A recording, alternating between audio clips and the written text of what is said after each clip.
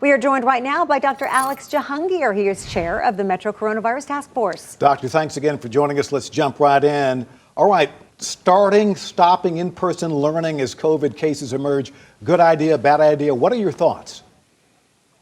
Well, both as a parent and as somebody who's learned a lot from educators recently, I think stopping and starting back and forth is probably not a great idea for both, for teaching our children.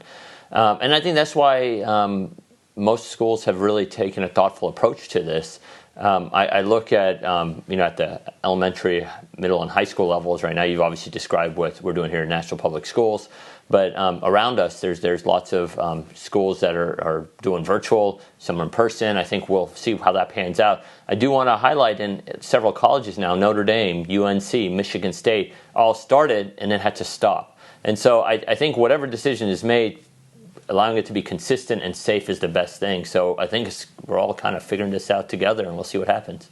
All right, well, we've just talked about no fans for Titans games, Nashville SC games. Governor Lee today mentioned in his news conference that incredible success with the tens of thousands of NASCAR fans at Bristol last month. So even with social distancing, do you believe that no fans, no Titans fans or soccer fans is the right call? Well, I think, at least at the Titans right now, Mayor Cooper said until October there won't be fans, so that's only one Titans game.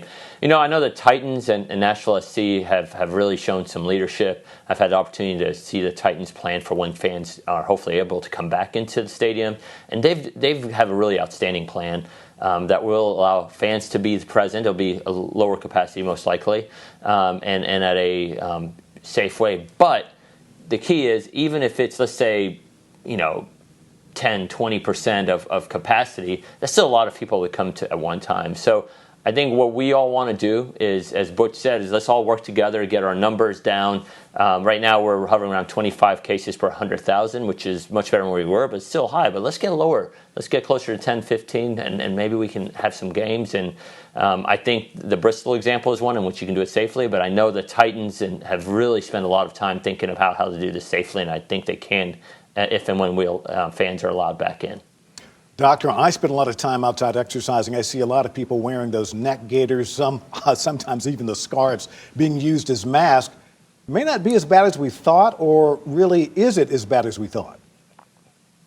I'm so glad you brought this question up, because I know when we saw this story last week that was really national news, is that how there was a study that came out that showed that gaiters are horrendous. In fact, it may be worse.